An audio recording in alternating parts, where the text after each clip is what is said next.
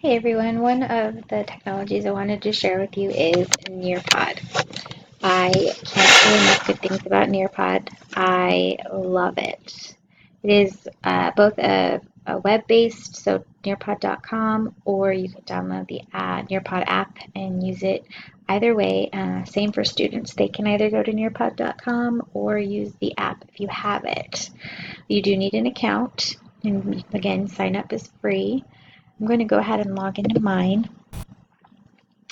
I have a school account. My district paid for Nearpod for every teacher, so I use my school email, but you can log in with the Google if you have Google Classroom. They are connected. So this is what the home screen looks like. You've got options up here. You can explore other teachers' created lessons if you want. If you pay for the district version, your school can have a bank of lessons that the teachers put in there as well as the district. Students would enter the code you give them here if they were using the web-based version.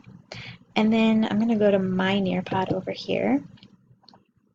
And this is where I see everything that I have created or added into Nearpod and where I do all of my work in. But before I get into that, Nearpod really is a way to share interactive lessons with your students at either a controlled pace or a student pace. It is an easy way for teachers to get formative assessment feedback to know, have the students grasp whatever concept you are trying to share with them. The really neat part about this is I can take a Google Slides presentation that I've created that is kind of dull and boring, so to speak, and I can put it into Nearpod, and I can add interactive elements such as virtual field trips, 3D objects, quizzes, polls, open-ended questions, drawing, that really take that content on those slides and help the students interact with it. So I'm just going to show you a quick lesson just so you have some visual here. So we'll do digestive system. So I can do the teacher directed, so the live lesson where I am guiding the students through the slides. Their screen is stuck on whatever slide that I put it on, essentially. Or if you want to do more of a student-paced version where they're working at their own speed, doing their own work, you can do a student-paced version as well.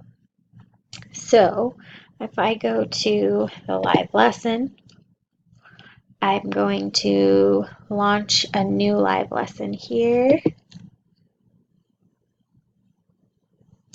This is the code I would need to show my students in order for them to log in, and it will ask them for their name so that I know who is giving feedback, whatever answers to the questions I'm asking or drawings or whatnot. And so this is what the teacher screen looks like. I can hide student names if I want to. I can quickly change the slide on the students' iPads if I didn't want to go in order. Over here, if I had students logged in, it would be a list of their names here, and I could actually see who's connected to Nearpod and who has been connected but is maybe now out browsing the internet because they are bored with what I'm doing or whatever reason they got logged out or something, and so it would differentiate that for me, and that way I could kind of walk around the room and correct that if needed. But basically, I create these presentations in Google Slides, and then I add the elements that Nearpod offers. So this 3D image, for example, the students can actually go through and manipulate that image, zoom in, zoom out, and see what the digestive system organs look like. So more slides. Here's where I input a YouTube TED Ed Talk video, so students could plug their headphones in and listen to that video. Here is an example of an open-ended question. So on the student screen, it would show the instructions at the top there, and then it would have a blank spot for them to type a response in. As they type in their response, I would see their name and their answer. And the cool thing over on this side, I could share that answer. So if it's a really great answer, I could share it out to all of the iPad screens or computer screens. It doesn't attach the student's name, so it's anonymous, but then we could have a whole group discussion about it. Let me see what else I have in here. I put a quiz in here near the end, so it looks like it was 4 questions. Kind of gives me feedback over here, how many students left to answer. Their names would populate here, and then it would mark an X or a green X if they got it correct and a red check mark if they got it wrong. And I can actually pull up the question and then talk about, the answer if they got it wrong. If a lot of people got a question wrong. And then it looks like the last slide in here is another video clip of the digestive system.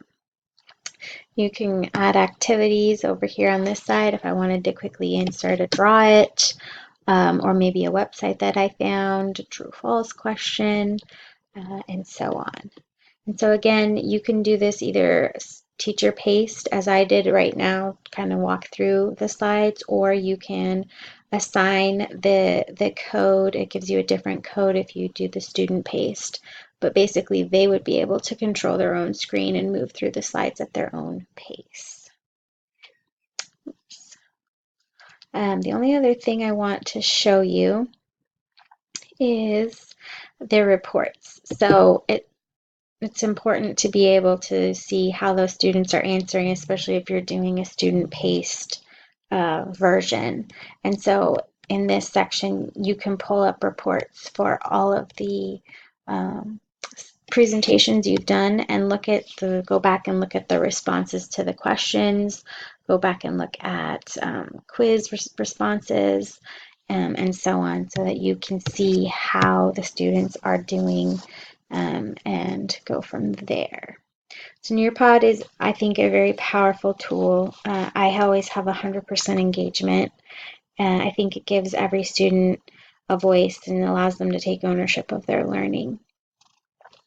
I think that as far as the ISTE standards, I think that Nearpod meets the E7B standard, use technology to design and implement a variety of formative and summative assessments that accommodate learner needs, provide timely feedback to students, and inform instruction, as well as the ISTE E5A standard, use technology to create, adapt, and personalize learning experiences that foster independent learning and accommodate learner differences and needs. If anyone has any questions about Nearpod, I would be more than happy to answer them. I've been using it for the last 5 years.